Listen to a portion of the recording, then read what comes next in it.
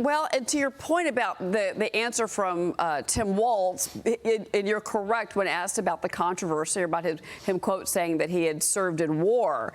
He said, "Well, my wife, the English, my wife, the English teacher, she told me my grammar is not always correct." And then he pivoted to talk about his kids and that his dog had been, the social media attacks on him. So you're right, he did pivot away from that. The other thing I wanted to ask you about is we've got some new Wall Street Journal polling out, and Harris has taken a narrow lead over Trump nationally. So this new Journal poll finds 48% of voters would choose Harris if the election were held now. 47% would do the same for Trump. You also have the new Fox News polling showing a near-dead heat in the Sun Belt states. Harris edging out Trump by 1 point in Arizona, 2 in Georgia, and in Nevada. Trump is up by 1 point in North Carolina. So overall in those battleground states, she's still up on Trump 50-49. Newt, I want to get your reaction to that because remember at the end of July, this same poll by the Journal, President Trump was leading her by 2 points. Well, she just came out of the Democratic National Convention. When Governor Dukakis came out of the Democratic National Convention against George H.W. Bush, he was ahead by 17 points. 17. If you get all of the free publicity that Harris has gotten, you get a week of people saying nice things about you, and you're at best up by 1. In a world where we know that Trump tends to do about 3 or 4 points better than the poll because the social pressure suppresses part of his vote on polling, I think the Trump people are in very good shape, and I think as they continue to campaign, and notice the difference in their schedule.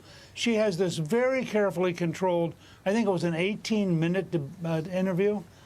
Trump goes to La Crosse, Wisconsin, and just stands there and has an open front, town hall meeting, ask me what you want. He took more questions in that one town hall meeting in La Crosse than she will take in the next 2 weeks. And so I just think his capacity as a campaigner and the truth. I mean, the truth is what she said last night is, I really am a San Francisco radical. I really am in favor of everything that I have said over the last years. And whatever my campaign says right now is not true because I really have nothing. She said flatly, nothing has changed. Well, if nothing's changed, then she is for mandating electric vehicles. She is for keeping the border open. She has a whole bunch of policies. She's already proposed a 25% tax on unrealized capital gain, which is a threat to every homeowner in the country. I mean, her policies that she has articulated are so far to the left that big government socialism may not be strong enough as an explanation of how much of your money she wants. Then why is the pushback, especially on her policy initiatives, whether it was former policy positions or these now changed policy positions, why is that not being reflected more in the polling? And I realize we're in the margin of error, I understand that. But at the same time, the Journal does write that it doesn't appear that some of the things that President Trump is pointing out about his opponent are really landing with potential voters as of now. And I understand the post-DNC bump, but whether it's calling her a communist, in fact, with the American workers in particular, Vance got booed in Detroit. And then when the Journal looked and said, OK, who's going to stand up for American workers, they're basically tied. So how do you explain that? Well, I think unless you take the fact that overwhelmingly the propaganda media, the New York Times, the Washington Post, ABC, NBC, CBS, all of these big institutions are overwhelmingly pro-Harris and anti-Trump. There was one analysis put out that something like 86% of the Harris stories are positive, 86% of the Trump stories are negative. So Trump is in the middle of a hurricane trying to communicate despite every effort of the elite media to undermine him and to stop him. And she has the wind at her back with every element of the media. I mean, Time magazine retouches a picture to make her look like an iconic figure for the cover of Time. This is the kind of treatment no conservative would ever get. And so we'll see. I mean, Lincoln once said you can fool all the people some of the time and some of the people all the time, but you can't fool all the people all the time. We're going to test that this year. If the American people can truly be fooled, Harris might win.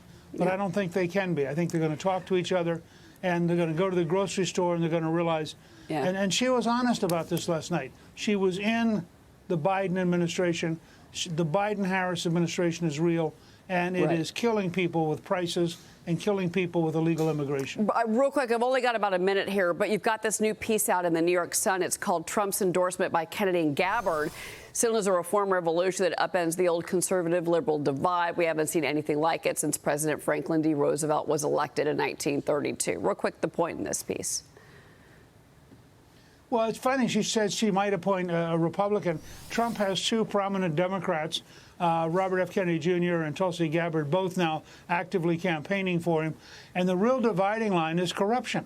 I mean, if you're sick of a government which takes your money and misuses it, if you're sick, you know, the COVID alone, it was estimated between $100 and $150 billion was stolen. Something like 20 or 30% of Medicaid payments may be illegal. You're looking at a government that doesn't work, and you're looking at an elite that's dishonest. When you have 51 intelligence officers sign a letter that is totally false about the laptop of Hunter Biden, literally totally false. Yeah, Newt Gingrich, this is a sickness in our system. Newt Gingrich, it's always a pleasure to have you on the show. Thank you so much for being here, Newt Gingrich, Thank you. everybody. We'll be right back.